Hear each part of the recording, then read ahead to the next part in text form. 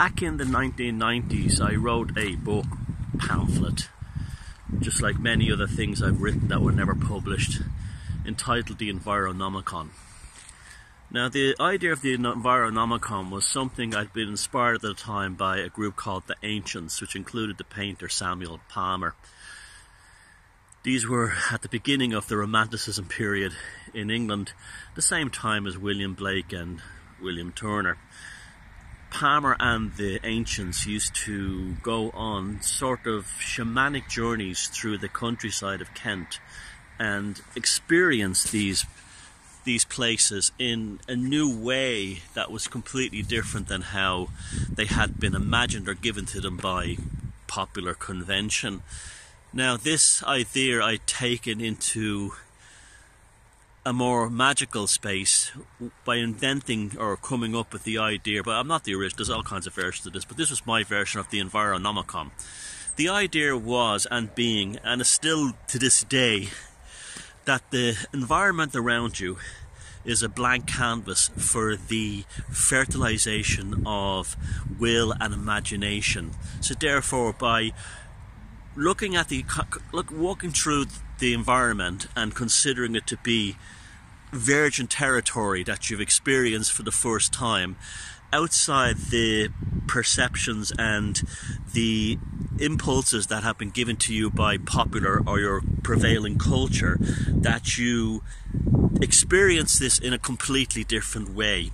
And by creating it as a blank canvas, it then becomes something of a boiling cauldron for the manifestation of your desires, of your, shall we say, will and everything else. You saw that in my Sintra film. I went to Sintra as a blank canvas, and I allowed my own imagination, my own feelings, my own inclinations, my own desires, my own knowledge to be poured into that landscape and to pull out of it something that was original and with no preconceptions other than this is what happened that may be attached to it, this is what's connected, may be connected to it.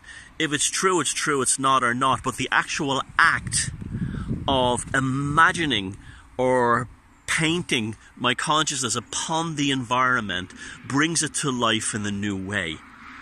And this is a phenomenally powerful thing, because the will is manifested or realized through things like synchronicity, through things like amazing coincidences, through things like the manifestation of desires in real time or within the local environment as it unfolds.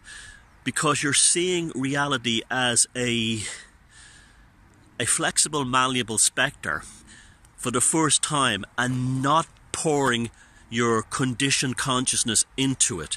Now, you can do this in either an urban or rural location. This myth that you must walk through the Kent countryside at 3 a.m., you know, under a full moon or a crescent moon, is not necessary. I mean, I do that all the time. I go for long walks in the countryside.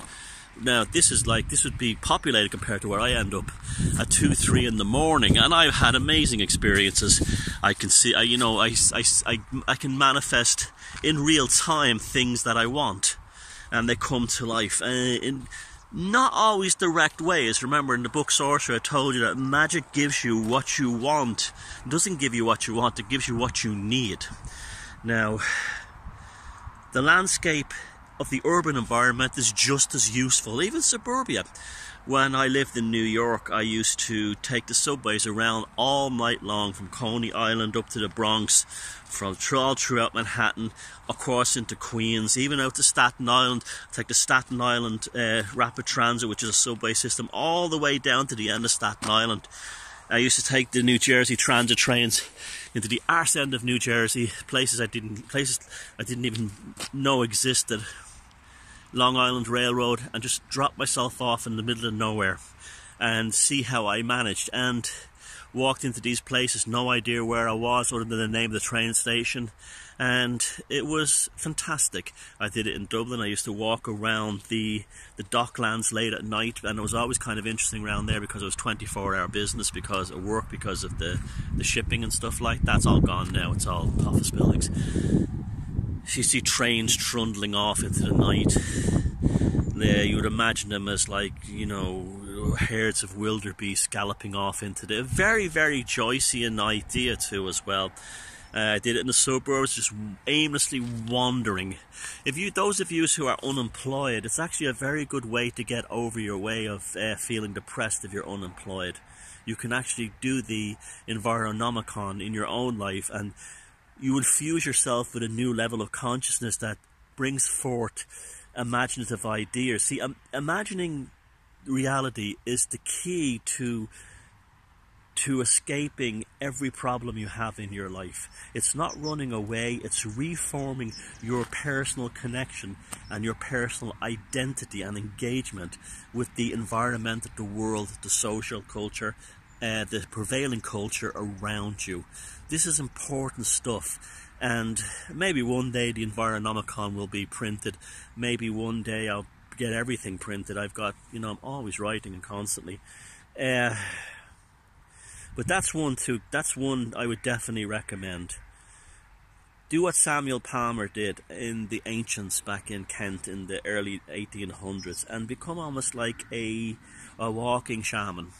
You walk around and you see everything with new eyes. Nothing comes from predetermined notions or predetermined thinking.